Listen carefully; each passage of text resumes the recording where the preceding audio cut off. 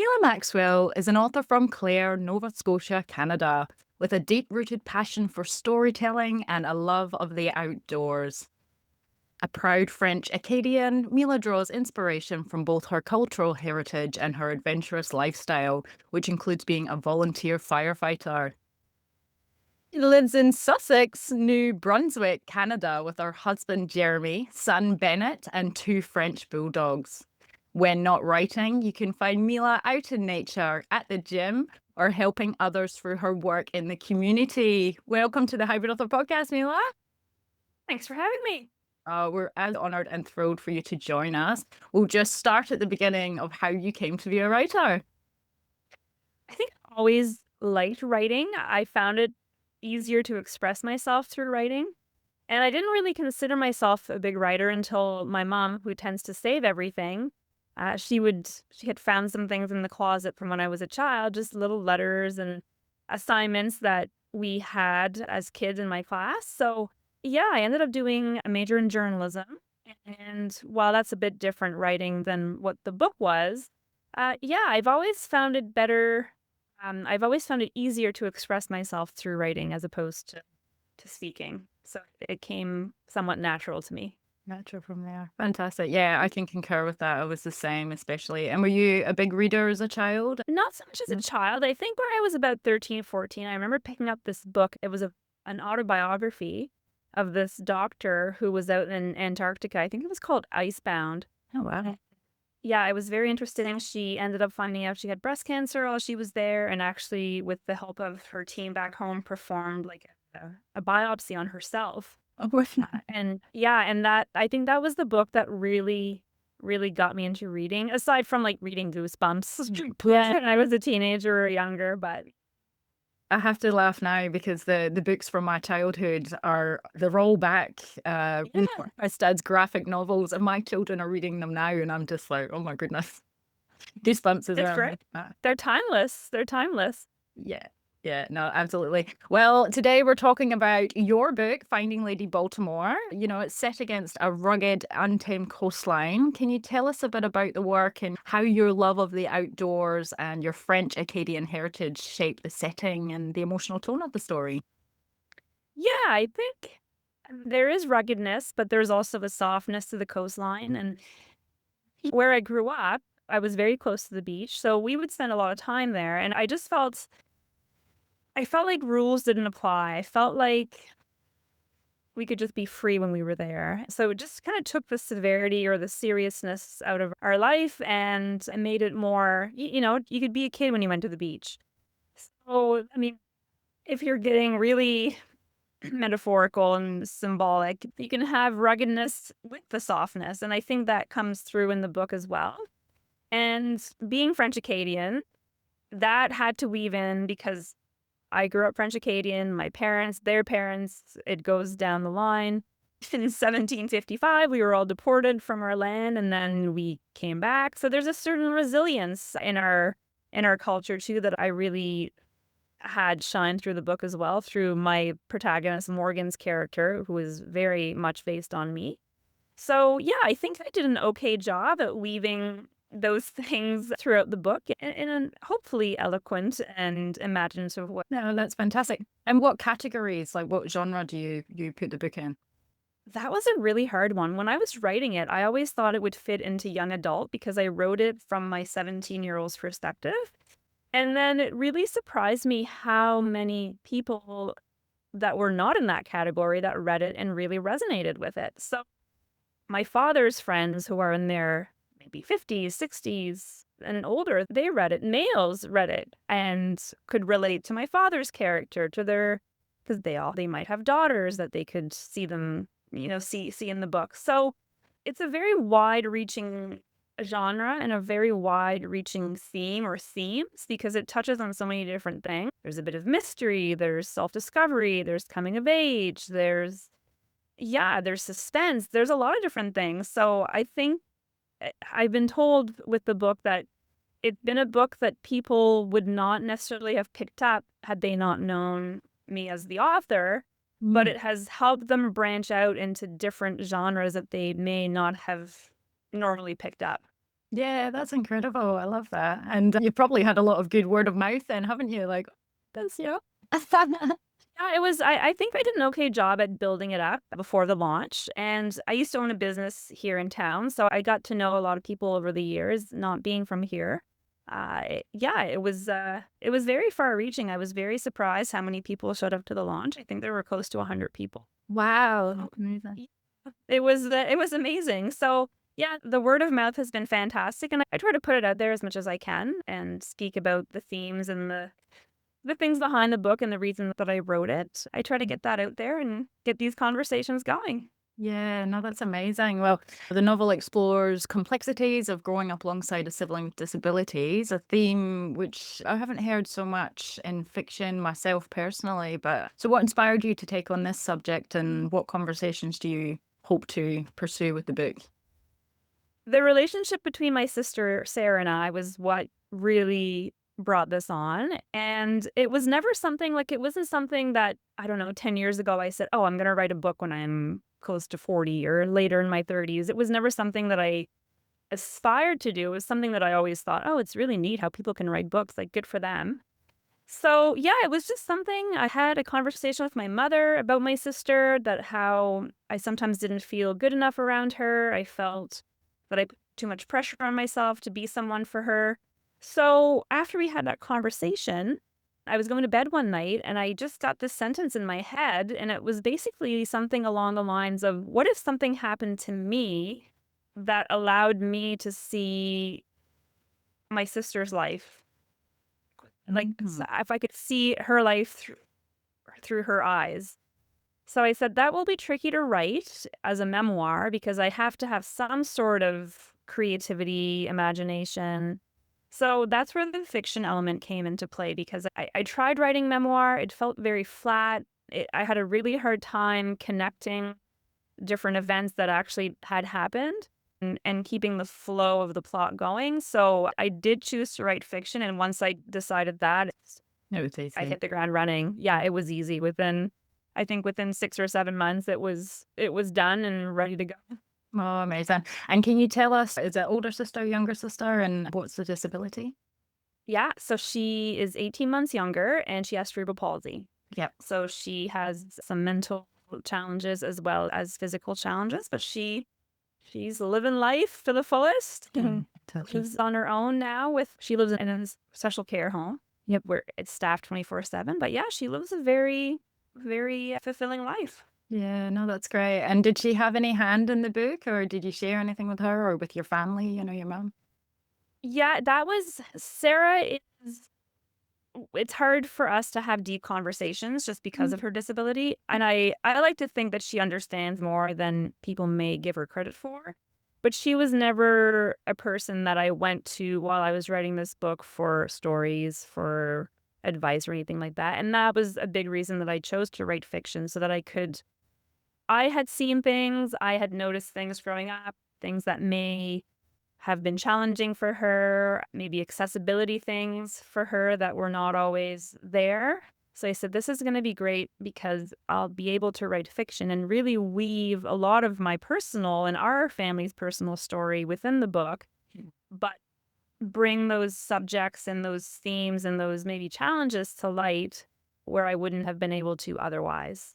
Yeah, absolutely. And since putting the book out, have you had anybody from these, communities or anybody that's had same experience as yourself reaching out or I mention anything? Yeah. Yeah, really surprised me. I met with a couple of women that actually grew up with siblings with disabilities and said that they told me that they felt like this book was written for them. They could see Mhm. themselves in the Mm. character, which was very it was very heartwarming because I think you mentioned that it's not a theme that you hear of often. No. And I mean, I didn't really talk about it much growing up. I struggled with it a lot. And I just never saw myself in these characters. I interviewed a lady a couple years ago just to help me create my sister's character. She has, I believe, cerebral palsy. It doesn't affect her mind at all, Mm. but she's almost trapped in her body. Yeah. So she was very helpful in giving her perspective as well because she said, whenever I read books or whenever I watch movies, I don't see myself in those characters either. So it was really to give my character, myself, a voice, being someone that grows up in this Absolutely, yeah. dynamic, but also it gave me the chance to talk to my parents, and we were able to discuss the things that they went through. Because I mean, I lived it, but I was also a child and a Mhm. teenager. So I think until you become a parent yourself, you don't realize you're like, oh my gosh, like they did do the best they could, and they Yeah. tried. And yes, it was challenging. It's challenging, I think, to raise a neurotypical child, but then Yes. have a child with extra needs that are not always easily met in society or in a society that's not built for them. So, yeah, I really felt for my parents, and it was a very, it allowed us to break down some of the walls, I think, that I'm going to speak for myself, that I had put up, whether it was survival, whether it was just trying to protect myself from feeling too much. But yeah, it really allowed us to talk openly about some things, and especially I noticed a difference in the relationship between my dad and I. I feel like Wow. there was a lot more openness and a lot more calmness around our relationship now when we're together. Well, that's amazing. And so definitely writing it has provided you with catharsis, I suppose, and your Oh, family. for sure. Yeah, it was a very, very healing experience. That's so amazing. I love that. I get a lot of that from my own writing as well. It feels like just a release of what you want to say, or sometimes just even expressing, realizing what your feelings are. And yeah, I can see you having lots of important conversations. It sounds like you have already. So no, that's amazing. So your background, a very busy lady, mother, volunteer firefighter, active community member. It shows a strong commitment to resilience and service. So how has these real life experiences, has any of them found their way into characters and your storytelling as well? Obviously, you've drawn upon your family history and things, but is there a firefighter in there? There is. It's funny that you mentioned that because I feel like firefighting runs in my family. I have two uncles on both sides of my family that are firefighters. I have a cousin. So it was really funny because, yes, Morgan's character, the protagonist in the book, is very, very much me. And I was at a meeting, I think this time last year. I hadn't written, maybe it was a bit longer. It's probably a year and a half ago. And I was at a meeting at the fire station, and one of my fellow firefighters, who I've known for a very long time, said, am I in the book? Is there a fire scene in the book? And which people were so funny though. Everyone was like, am I in the book? Am I in the book? And it was very, very late in the book writing process. Like I was pretty much done. And one of my editors was like, you don't have a climax yet. So gosh. Some days I would write and nothing would transpire. And other days I had zero ideas and I would just sit, and it's almost as if the scenes would write themselves. And I wrote a fire scene and I was like, well, there you go, Scott. There's a tougher scene I'm not for you. So yeah, I was able to just give light to a lot of my family members and their actual characters, but in a more fictionalized light, which amazing. Yeah, that is amazing. I bet everybody reading it was like, yeah, different. Yeah, no, I get that as well with the process. Sometimes there's a lot that comes out, and it's a fickle thing, isn't it? The writing process. Yeah, Different each like day to the next. well, yeah, I would sit here. I had a process, or I had a routine. Every morning, my son would leave around 10 to 8 in the morning, and I would try and write until at least noon. And yeah, some days I would sit and just stare at a blinking cursor. And I said, oh my gosh, what am I going to write today? And where should I go? And my editors were fantastic. I worked with this company out of Ontario. There were two editors that, instead of having a full manuscript that I sent to them, I worked with them along the way. So if I wrote a chapter or two, they were able to critique it and edit it and then say, okay, based on what you've written here, maybe try this. Or I was able to kind of brainstorm with them along the way, which is so helpful because as I'm sure, writing a book can be a very solitary process. So that was a very, very good decision on my part to hire them, because there was also a writing group within that. So we were able to bounce ideas off other writers at similar stages in the writing process. But yeah, it was an interesting process. And yeah, other times I would sit here and I had zero ideas, and 2 hours later I had 10 pages and I had a whole chapter, and I said, there's a scene. It was Wow. amazing.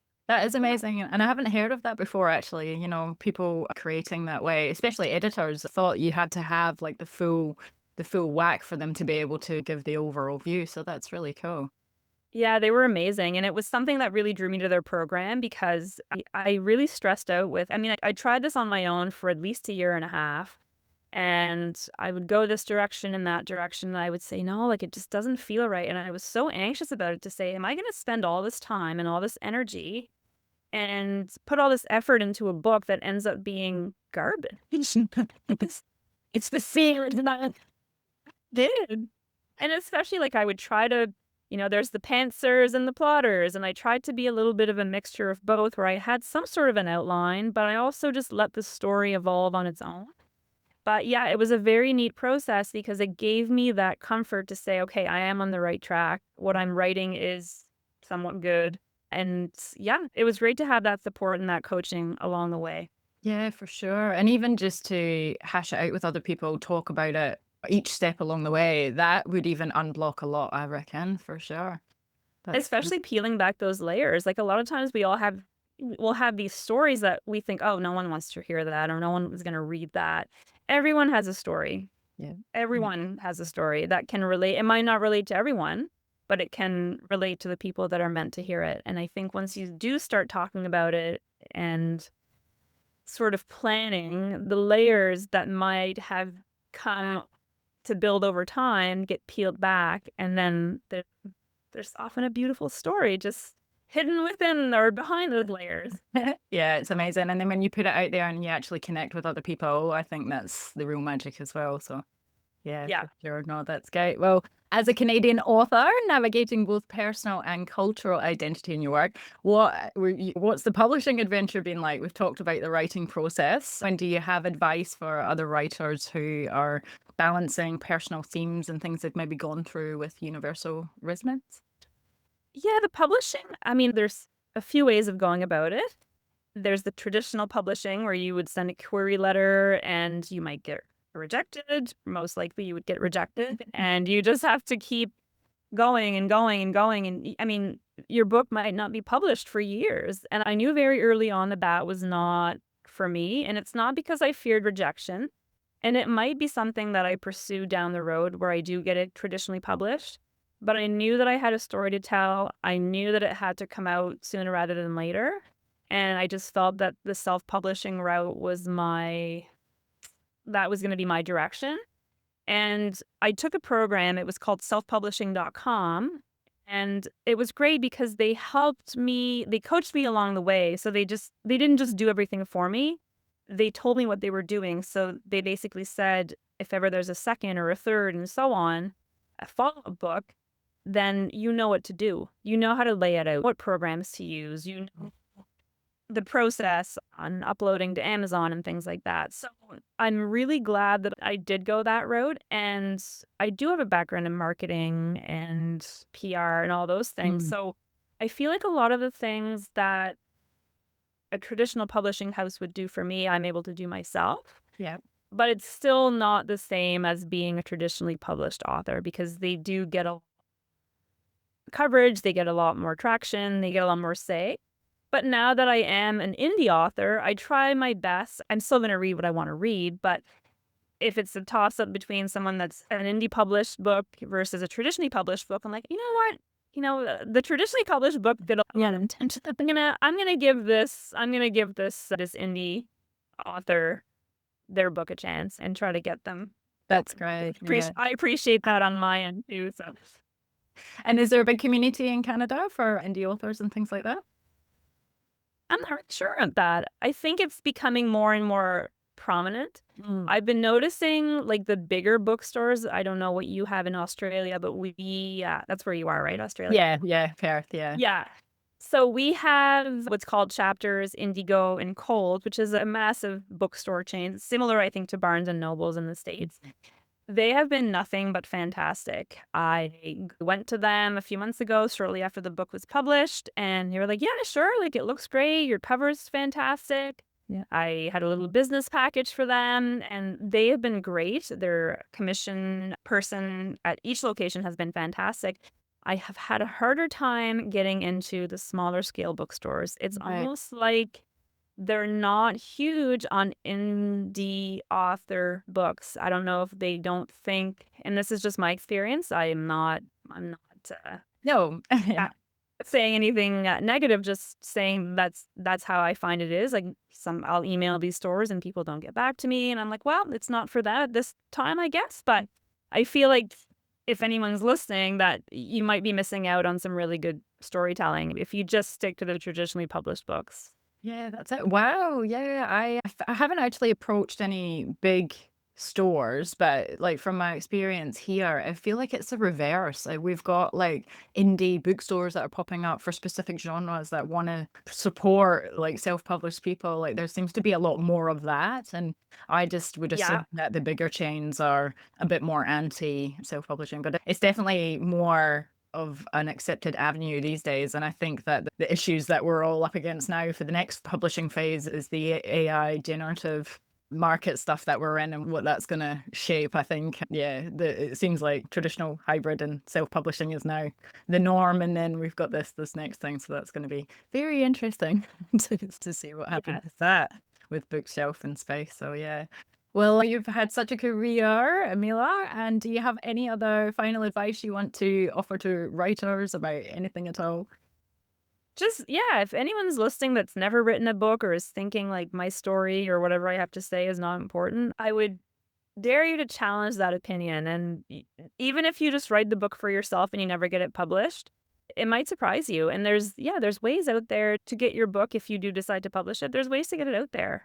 Like we talked about, you can query some traditional publishing houses that they may reject you, but you just keep trying a different one. And yeah, if traditional publishing is not in your wheelhouse and you want to get your book out, there's many, many ways to do it. Yeah, no, absolutely. And yeah, it's a hustle, isn't it? Love it. That's great. Well, thank you so much for your time and expertise, Mila. It's been absolutely fantastic talking to you. And I know our listeners are dying to know where can they find Lady Baltimore and everything, you do on and offline. Yeah, she's on Amazon. So I'm pretty sure I checked Australia and it is on your Amazon as well. It's available in paperback and hardcover. But the paperback seems to be doing a lot better. And it's also on Kindle Unlimited if you're an ebook kind of person. So, yeah. Amazing. Any audiobook in the future? Yes, I downloaded a program. And I think once school starts and my son is out of the house a bit more, I'm setting up a little recording studio downstairs. I've ordered my egg carton mount on the wall and I bought a mic. So yeah, that'll be September. I think I'll start with the audio book and hopefully have it out by Christmas. Oh, amazing. And good on you for doing it yourself. That's fantastic. Love it. That's great. Well, thanks again, Mila. Thank you so much, Joanne. Thanks for taking the time to talk to me.